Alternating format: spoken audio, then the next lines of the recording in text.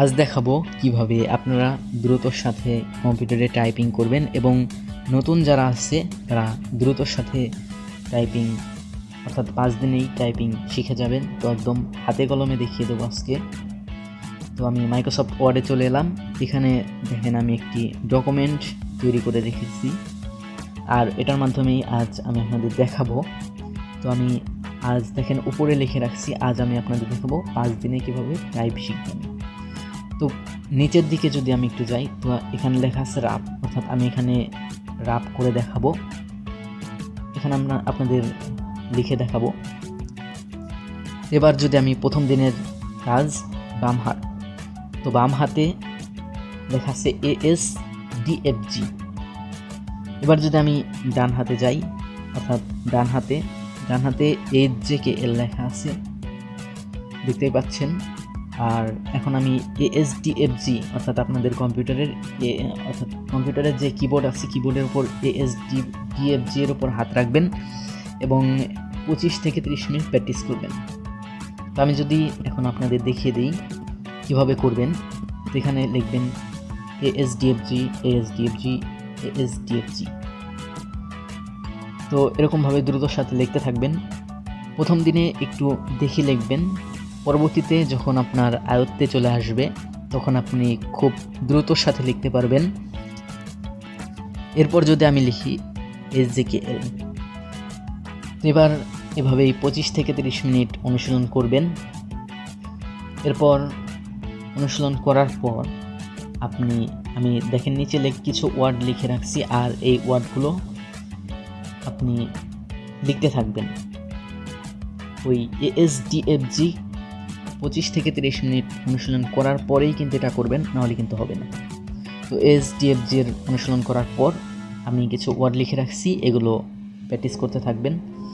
আর বর্তমানে যে চাকরির ক্ষেত্রগুলো আছে সেখানে কিন্তু টাইপিং খুবই গুরুত্বপূর্ণ বিষয়, আর টাইপিং না জানলে কিন্তু আপনার কাজ হবে না। এরপর যদি আমি দ্বিতীয় দিন দেখাই, দ্বিতীয় দিনেও আপনার একই কাজ। দ্বিতীয় দিনে আপনি একই কাজ করবেন। আর সব সময় একটা কথা মনে রাখবেন, সেটা হলো চাকরির ক্ষেত্রে কিন্তু আপনার ইংরেজিতে সর্বনিম্ন 30 ওয়ার্ড এবং বাংলায় 25 ওয়ার্ড। তো টাইপিংটা খুবই গুরুত্বপূর্ণ। এখানে দ্বিতীয় দিনেও আমি একই জিনিস লিখে রাখছি, দেখেন QWERT এবং ডান হাতে লেখা আছে YUIOP। এগুলো আমি একটু লিখে দেখাবো। এখানে দেখতে পাচ্ছেন আমি লিখছি দ্রুতর সাথে। এখানে 25 থেকে 30 মিনিট অনুশীলন করার পর দেখেন আমি নিচে কিছু ওয়ার্ড লিখে রেখেছি, এগুলো আপনি অনুশীলন করতে থাকবেন। এগুলো একদম যা লেখা আছে ওইগুলোই বারবার করে লিখে অনুশীলন করবেন।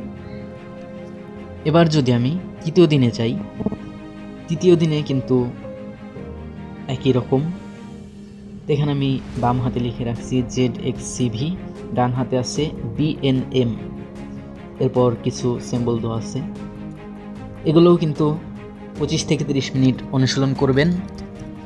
আমি একটু লিখে দেখাই, আমি এটা একটু ডিলিট করে দেব। এরপর আমি লিখব ZXCV। এভাবেই কিন্তু দ্রুত করতে থাকবেন 25 থেকে 30 মিনিট। এরপর ডান হাতে আছে BNM আর কিছু সিম্বল আছে, তো সিম্বলটা আমি দেখাবো না, আপনারা কম্পিউটার অর্থাৎ কিবোর্ডে দেখে নেবেন, ওগুলো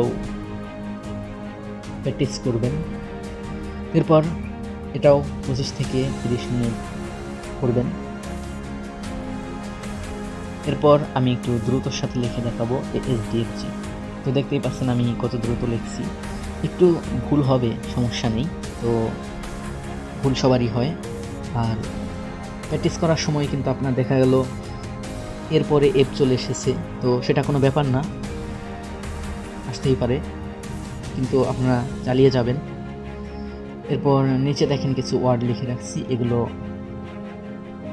ZXCV, এটা 25 থেকে 30 মিনিট অনুশীলন করার পর নিচের যে ওয়ার্ডগুলো দেখছেন ওগুলো প্র্যাকটিস করবেন। এরপর চতুর্থ দিনে আছে 1 2 3 4 5 অর্থাৎ নাম্বার, আর নাম্বারগুলো আপনি প্র্যাকটিস করবেন। এভাবেই কিন্তু আপনি 4 থেকে 5 দিনের ভিতর দ্রুত টাইপিং শিখে যাবেন আর টাইপিং করতে পারবেন। এই ভিডিওটা যারা নতুন আছে তাদের জন্য খুবই গুরুত্বপূর্ণ, তারা অবশ্যই ভিডিওটি দেখবেন। আজ এ পর্যন্তই। ভালো লাগলে একটি লাইক দিবেন এবং শেয়ার করবেন।